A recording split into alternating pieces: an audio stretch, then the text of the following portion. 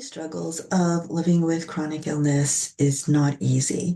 So, today let's talk about 10 ways that we can live comfortably and work with chronic illness. First thing is to know your limitations. It took a while. I've been sick for many years now and have been dealing with chronic illness and autoimmune disease for quite some time. And it took a while. It took a few years for me to really learn what all of my triggers were and what my limitations were. And everybody's different. Everybody's body is different. We respond different to activities. We respond differently to medications. So this is really just my story. And I'm hoping that my story and what I've gone through can help some of you. But also, I want you to personalize things for yourself. Ask your doctor questions to help you get to the place where you know what your triggers are and you know what your limitations are. For me, I had a smartwatch. And I would wear that every day and watch how many steps I took that day. And I knew if I got to a certain amount of steps, after that, I was pushing myself. And I knew that then the next day I was going to need a little bit more rest because I had used up too many spoons that day. And so the next day I would need to recover. So a smartwatch might be a good thing for you to try to start learning what your limitations are if you want to go the step route. Another thing is like how many hours of activity you're doing. So know what it could be 15 minutes for you. It could be 20 minutes, 30 minutes, an hour, 3 hours, whatever your limit is. You need to figure that out for yourself and know, okay, I can walk this much. I can, if you are able to hike, if you are able to like do yard work, know what your limitations are. And the only way to know really is by doing and tracking, being aware, paying attention, having a journal where you can write down your activities and kind of be able to look back and say, okay, that is where I pushed myself a little bit too much. That pushed me into a flare up. That was more than what my body could handle. And it's going to take time and a little bit of recording, analyzing, reflecting. And so just be patient with yourself while you figure out what your limitations are. So the next thing is know your triggers. And for me, those were pretty clear early on. My doctor and I did a food elimination diet and then added things in one thing at a time. And as we added things back into my diet, it was pretty clear what my triggering foods were. We also did food allergy testing, and there's a couple of ways they do that. There's one where they do needle with certain things on your back. And they map out your back and then they decide, okay, this is the section where you're having a reaction. So this is what you're reacting to. We did that. They also have blood tests. We also did that. And I didn't necessarily have actual allergies to things, but I had many sensitivities to things. And as we added food back into my diet, we quickly figured out I can't have peanuts. I can't have gluten. I can't have dairy. So those are the three major foods that I eliminated from my diet. And if any of you are dairy free or gluten free or peanut free, you know how difficult it is to find foods that don't include those things. Because gluten is hidden in so many. There's gluten in Twizzlers. There's gluten in soy sauce. There's gluten in barbecue sauce. Like, so those things that you don't expect gluten to be in. So read the labels. I had to really become well versed in reading labels and knowing what labels mean and what ingredients mean. And in the beginning, that was really hard. It wasn't something I was used to. It wasn't something I liked to do. It wasn't something I wanted to do. I didn't want to read the labels on everything at the grocery store when I went shopping. I just wanted to go in, get my food, and come home. And for many reasons. But if you do that for a little while, you will get used to it. And we're pretty much creatures of habit. So there are certain foods that we like, and we buy those certain foods all the time. So you will learn over time where gluten is hidden, where dairy is hidden, and what you can and cannot eat. So cooking at home is a little bit easier than going out to a restaurant because sometimes restaurants don't fully disclose what their ingredients are in the foods that you're ordering. So going out to eat is a whole other video in and of itself, and I'll cover that at a later time. But it's really important for you to know what your limitations are and what your triggers are. The third thing is have go-to relief methods. You really need to figure out what it is that helps you, what it is that provides some relief for you.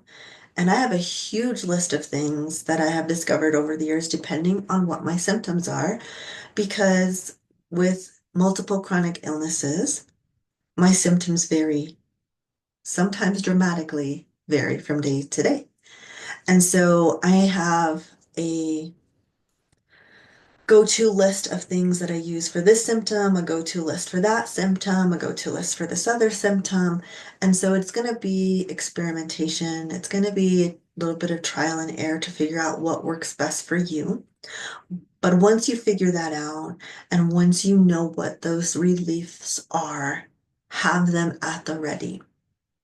Especially if you're able to go out somewhere, like if you're going out to dinner with your spouse, or if you're going on an outing with your family and your kids, or if you're going to a social event with friends, you need to have those things at the ready in case something happened. So, and that leads us into the fourth thing, have a relief kit.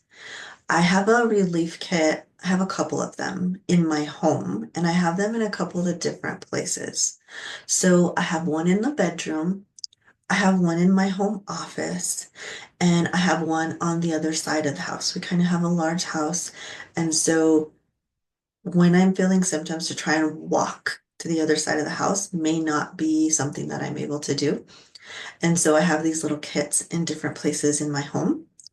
And then I have one at my office at work, and I have one in my purse. Is much smaller and more compact, and it's like taking things out of its original containers and putting them in smaller containers that fit into my purse that I can have on the ready when I'm out with my friends or I'm out with my family. The fifth thing you can do is prioritize self-care.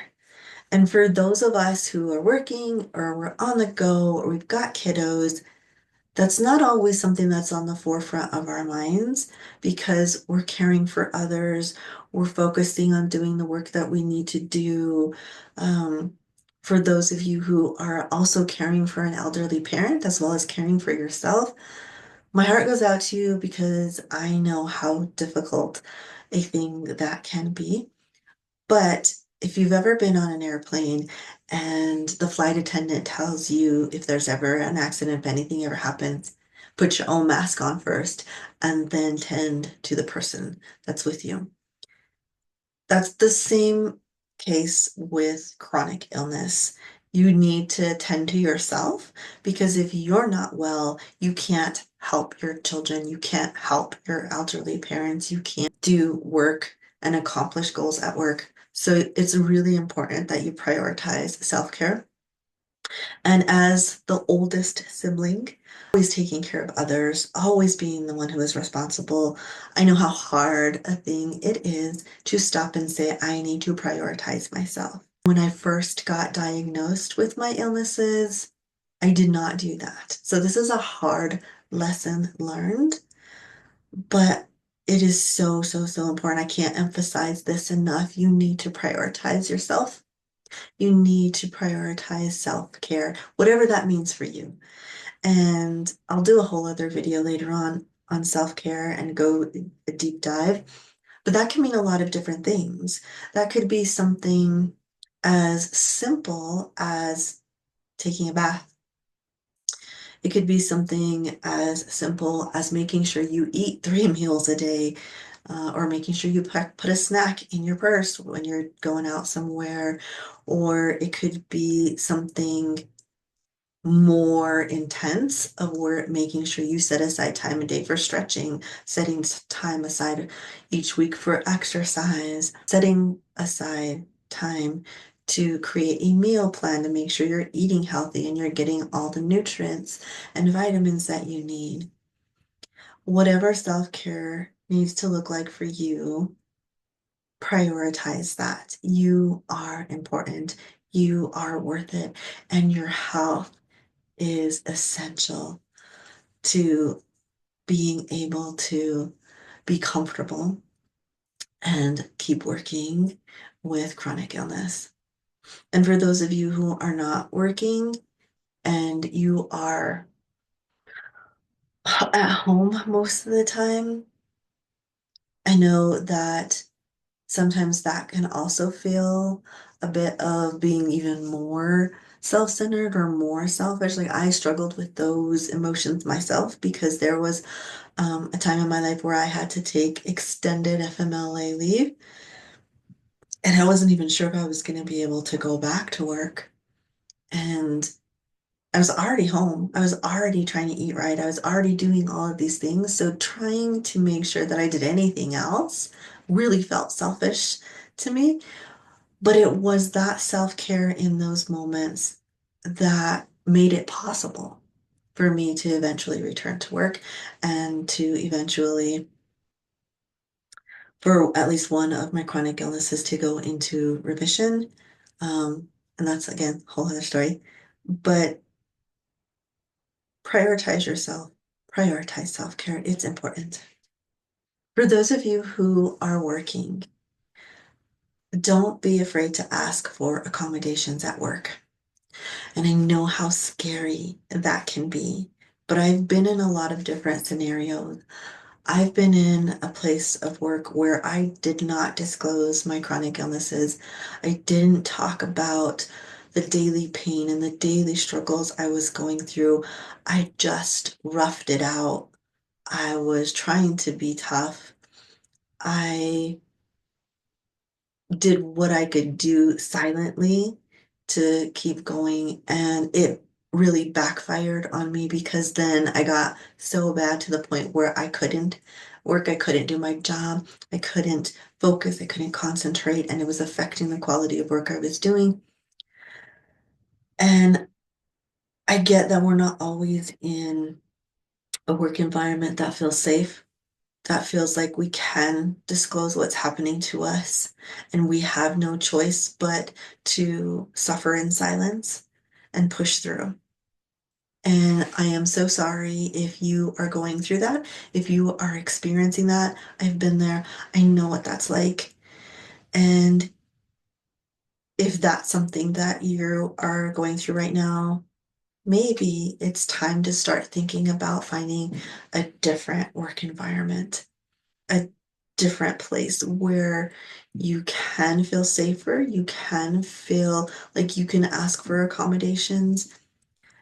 And if you're not sure what kind of work situation you're in, because this is all new for you, perhaps try speaking to your coworkers or speaking to your supervisors and see if that's an option for you. Figure out what those accommodations are that you can ask for and ask for them. Don't be afraid. And I can make a whole other video on work accommodations. I've asked for many over the years for different things from different employers. There were times when I provided my own accommodations instead of asking my employer to cover the costs of those. And then I just took those accommodations with me to the next job. So that's also an option for yourself. Don't suffer in silence. But there are things that you can do to make life a little bit easier. There are assistive devices. There is different types of medications. There's lots of different things that you can do to stay working. And if that's your goal, to stay working and to keep earning an income for your family because that's a necessity, then I urge you to do research, look into it, and I will definitely create that video on what types of accommodations you can ask for to make life more comfortable, to make work easier, and to assist you and to keep working.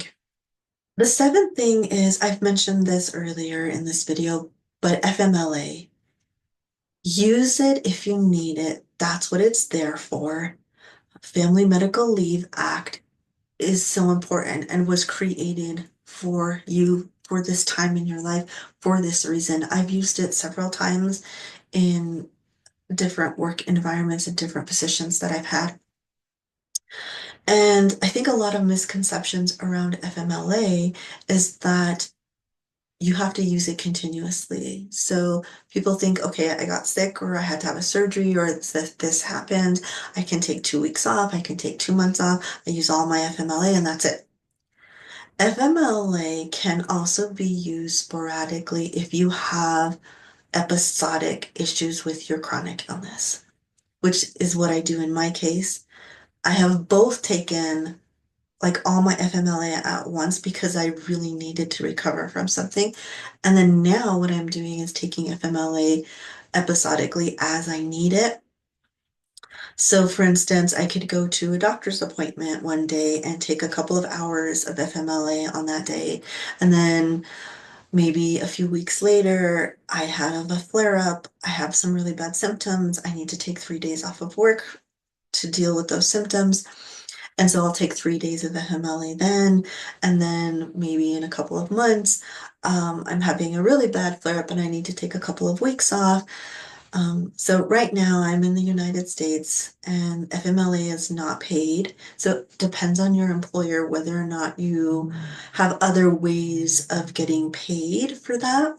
FMLA protects you, protects your position so that you don't lose your job because of your chronic illness. So if you need to do some research, look into that, talk to your HR person, ask them how FMLA works at your company, but don't be afraid to use it if you need it. That's why it was created, that's why it's there. The eighth thing is to design your spaces and design your home in a way that's comfortable and accessible for you. Whatever that may look like for your disabilities, for your chronic illness. Everybody needs something different. So I design my home and my office at work in a way that's very accessible to me. I have designed my home where it's wheelchair accessible, where at times when I can't put pressure on my hips or my legs because of symptoms that I'm having and I have to use a wheelchair, that my entire home is accessible for that wheelchair. But you definitely want to think about that accessibility piece when you are decorating, when you are designing, when you are moving things around and reorganizing your home spaces and your workspaces. Think about your chronic illness when you're doing that and not just the beauty or the colors of things. This ninth thing was not an easy thing for me to accept or to do, and that is to schedule your life around your body. That is not always possible for one thing, and very difficult for another thing, because when you have family members, sometimes schedules need to change and revolve around children or around elderly parents that you're helping to care for or around a spouse. But for me, I after years of practice, have learned how to start scheduling my life around the needs of my body. And I know there's certain times of the year where things are going to be worse than others. For instance, I know that when the seasons change, I'm going to have a flare up. It's inevitable. Like my body reacts to the seasons changing. I keep an eye on the weather because I also know barometric pressure affects my body. And so I can sometimes schedule events and schedule meetings and schedule travel around the times where I know the weather isn't going to help me and the weather's not going to cooperate with me. And if I have something that I cannot change, like sometimes I do public speaking and I can't change those events, and I know, oh my gosh, it's going to rain that day, then I know I need to take extra care in what I'm packing, what I'm taking with me, extra medications before I go. take a few of my assistive devices that I may not have needed previously, but I know I'm going to need because the weather is going to trigger something. So know those things about yourself and be able to schedule things and accommodations around your body. The more you care for your body, the easier and more comfortable life will become. Because there was a point in my life where I fought everything. I was in resistance, I was in denial.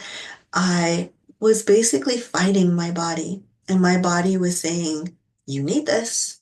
You need to do this." And my mind was saying, "No, it's not that bad. No, I don't need to do that. I can push through. I'm stronger than that." And that was not the case. And now I have come to think of my body as my best friend. And when you think of it that way, you're not going to treat your best friend badly. You're not going to talk negatively about your best friend. You're not going to say, "Oh, you just need to push through it, best friend." You're not going to push your best friend to do something that they don't think that they can do. But when it comes to ourselves, we tend to do that. We tend to talk negatively to ourselves or about ourselves. We tend to just tell ourselves we have to push through, we have to be stronger. But if you think of your body as your best friend, then it kind of changes the perspective of how you look at things, how you take care of your body, how you respond to your body. And so sometimes I wake up and I'm in so much pain, or there's a certain part of my body that's crying for attention. And now I can think, it's like, "Oh, friend, you need a little bit more care today." And you can think, "Oh, that part of my body needs a little bit more love and attention today." And that's okay. And I'm going to give it the love and attention and care that it needs so we can get through the day, get through the week, get through the month. And so that change in perspective has really also been a great benefit. Number 10, and that is learning to be flexible. There are good days, there are not so good days. There is this scale of chronic illness, and sometimes we're at a 1 where we don't have too much pain. We don't have too many limitations. We can do so many things. And then there are days when we're at a 5 and we can only do half of the things. We're experiencing half of the level of pain that when it can get at its worst. And then there's a 10 when it's at its worst. We may even be in an ER or in a hospital room at that point. And wherever we are on that scale of 1 to 10, because for many of us, we never get to a 0. Once we're diagnosed, once we have chronic illness, it's very rare that we will be at a 0 level of pain, 0 level of symptoms. That never happens for me anymore. I'm not sure about any of you. Um, for those of you who have episodic chronic illness, maybe you are at a 0 some days. That's amazing. Enjoy those days. I am never, ever at a 0 anymore. And so wherever you are on that scale, be flexible, be kind to yourself, and know what it is that you need to do wherever you are on that scale to be flexible with yourself, to be flexible with those around you. And what I have found is to be flexible with my partner and my family. And so we've created processes. We've created systems so that way everybody knows how I am on a particular day or what I'm experiencing on a particular day. I've even designed my own clothing line that helps my family know what I'm experiencing on a certain day so they don't have to ask me or I don't have to spend spoons trying to explain to them where I'm at that day or what I need that day because they've all come to a place of understanding like what spoons means and what level, how many spoons I might have in that particular moment or on that particular day. And so I'll show you the shirt that I'm wearing today that I designed. And so this one is You've Been Warned, It's a Flare Day. So if I'm wearing this t-shirt, then my partner and my family know I'm having a difficult day. It's a flare day. I'm experiencing many symptoms when I wear this t-shirt. So there are things that you can set in place that will help those around you know what kind of day you're having or what symptoms you're experiencing. Sometimes my husband will ask me, how many spoons you got today, or how many spoons do you have right now? And I will let him know. And then sometimes he'll need help with something and he'll say, hey, you got enough spoons to help me with this? And so we've developed our language over the years and different signs and signals that help us to understand how we're doing, where we are, what we're capable of. And it just makes life a little bit easier and a little less stressful. And we have less arguments and less misunderstandings now than when I first got diagnosed and we were struggling to understand what was going on and what my limitations would be and what I was capable of. There is a way to live comfortably with chronic illness, and for some of us, at least for a little while, there are things we can do to help us stay working with chronic illness as well. Remember, you don't have to do chronic illness alone. We're in this together.